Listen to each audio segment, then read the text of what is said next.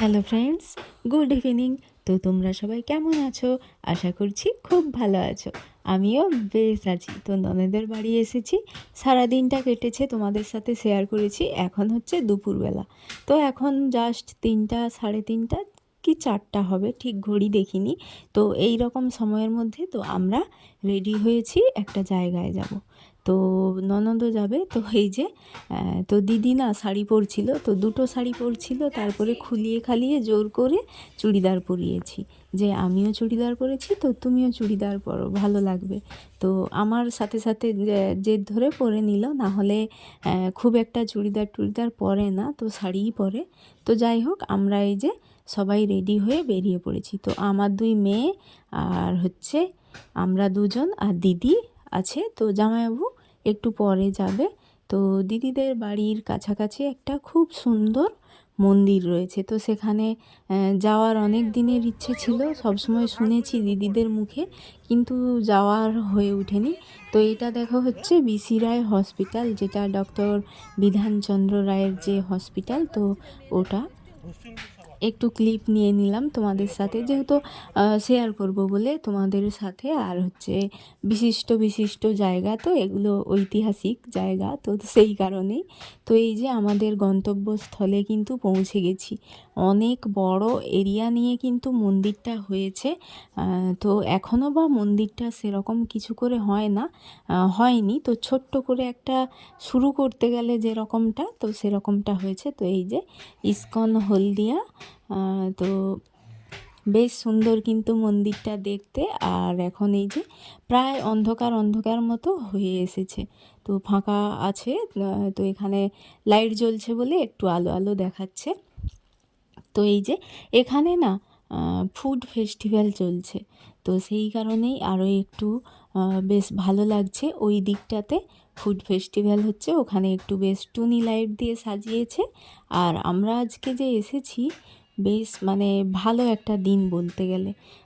তো বেশ ভালো লাগছে। এই যে গেট, এই দিকে গেটটা রয়েছে। আর টুকাই পুরো একদম টোটোর থেকেই ঘুমাচ্ছে, যেহেতু সারা দুপুর ঘুমোয়নি, সেই কারণে ওকে কিন্তু কোলে নিয়ে নিয়েই কিন্তু আমিও ঘুরে ঘুরে দেখছি। তো এক পাক ঘুরে নিয়েছি। তো চলো তোমাদেরকেও ঘুরিয়ে দেখাই। তো এই যে মেলাতে এসেছি, আর মেলার মধ্যে কয়েকটা যে খাওয়ার দোকান দিয়েছে, সেখানে ফুচকা ছিল। তো সেখানে ফুচকা খাওয়ার জন্য এই যে দিদি আগে টিকিট মানে টোকন কাটতে হয়, তারপরে গিয়ে খাওয়ার পাওয়া যায়।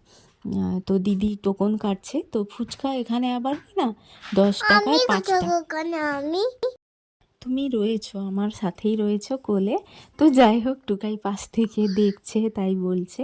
তো এখানে এই যে 20 টাকার টোকন কাটবো ফুচকা খাওয়ার জন্যে। আর 10 টাকায় তো 5টা ফুচকা দিচ্ছে, 5টা, হ্যাঁ 5টা ফুচকা দিচ্ছে। তো আরও যেহেতু দোকান রয়েছে, খাওয়ার দোকান, সব কিছুটা খাওয়ার টেস্ট করব, সেই কারণেই তো ফুচকাটা কম খাবো।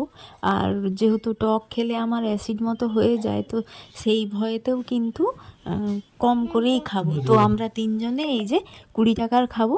আর তারপরে কি খাওয়া যায়, তো একটু বসে বসে সময় কাটাবো আর খাবো। যাই হোক, ঘুরতে এসেছি, ঘুরবো খাবো, এটাই না খুব ভালো লাগে। তো এখানে কিন্তু লাইন লেগেই আছে, মানে আর কোনো দোকানে কোনো দেখতেই পাচ্ছ লোকজন নেই, কিন্তু ফুচকা দোকানে লাইন। কি বলো তো, সবার একটা প্রিয় খাবার ফুচকা, সেই কারণেই লাইনটা জমে রয়েছে।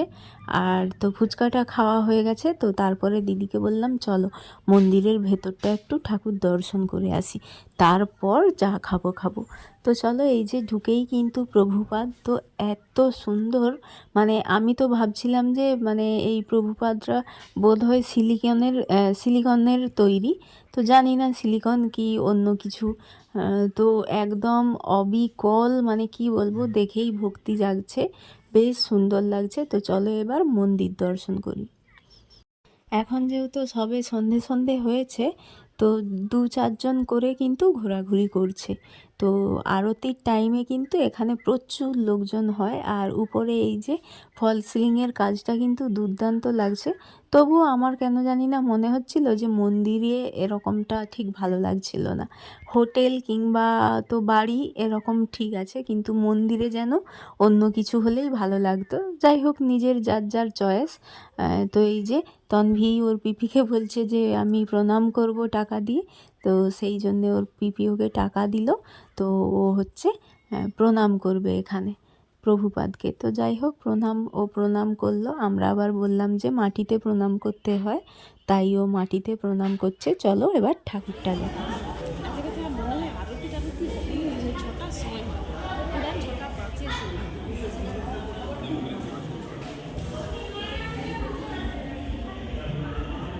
আচ্ছা, এখানে দিয়ে এসে প্রণাম করে আসি।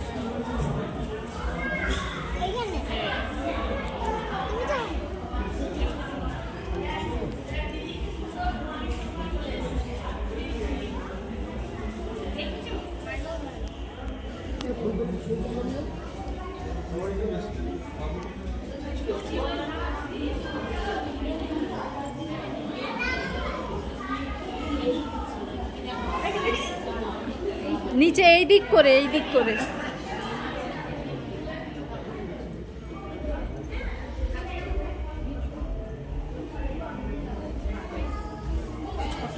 কি সুন্দর গর্জিয়াস একটা আরো বড় হবে, এটা সাময়িক হচ্ছে। রাধা গোবিন্দ আসলে এখন রাধা গোবিন্দ তো যতটা কিন্তু ভিডিওতে দেখছো, তো তার থেকে অনেক গুণ বেশি কিন্তু দেখতে সুন্দর লাগছে। তো আমি যেহেতু সামনে থেকে দেখেছি না, তো মনটা একদম ভরে গেল। তো সিংহাসন যেটা, তো ওটা না একদম এতটাই সুন্দর যে বলার ভাষা নেই। তারপর এই যে মন্দিরের ভেতরে এক সাইডে এখানে একটা স্টোরেজ আছে। তো এখানে সমস্ত রকম অনেক কিছু বই, তারপরে টুকটাক জিনিসপত্র পাওয়া যায়, ঘি, মধু, বাদাম, তো এই সমস্ত, আর মালা, তো সব কিছুই পাওয়া যাচ্ছে, খাওয়ার দাওয়ার। তো তারপরে এই যে বাইরে বেরিয়ে টুকাইকে ঘুম ভাঙালাম। তো যে আমরা ঠাকুর দেখে নিলাম, তুমি উঠে পড়ো এবার, তো ঠাকুর দেখবে।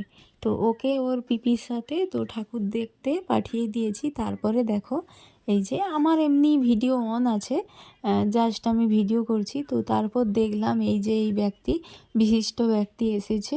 তো আমি ভাবছি তো এই যে সিকিউরিটি গার্ডও রয়েছে, তো আমার ভিডিও দেখে এক ঝলক তাকালো আবার যে ভিডিও করছে। তো যাই হোক, আগে থেকেই কিন্তু আমার ভিডিও অন রয়েছে, তো এরকমটা হবে আমি ভাবিনি। তো অনেকেই চিনতে পারছো হয়তো। তো আমার নাম বলার অপেক্ষা থাকে না, তো সবাই চেনো লক্ষণ শেঠ। তো ওনার বাড়ি যেহেতু এই হলদিয়াতে, তো উনি কিন্তু এই জায়গাটা দান করেছিল। তো সেই কারণে, তো যেহেতু ফুড ফেস্টিভ্যাল হচ্ছে, ওনাকে হয়তো আমন্ত্রণ করা হয়েছিল, তো আজকে এসেছে, সঠিক জানি না। তো এসেছে দেখে আমি অতটাও যে চেনা চেনা লাগছে আমি ভেবেছিলাম। তো তারপরে এই যে দিদি আমাকে বলল যে অমুক ব্যক্তি। তো আমি তাই ভাবছি যে এত চেনা চেনা লাগছে, তো আমি জাস্ট মানে একটু চিনতে পেরেছি এই যা।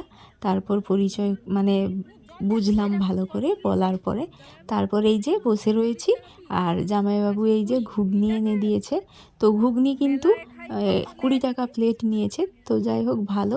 তো তারপরে এই যে ঘুগনি খেতে খেতে দেখছি উনি আবার দেখে ফেরত বলতে মন্দিরে যাচ্ছে। তো এসেই গাড়ি থেকে, ওই যে ওনার গাড়ি, তো গাড়ি থেকে নেমেই কিন্তু মানে ফুড মেলাতে পুরো এসে গেছিলো। তো তারপরে ঠাকুর মন্দিরে রয়েছে। তো এখন হচ্ছে আরতি হচ্ছে।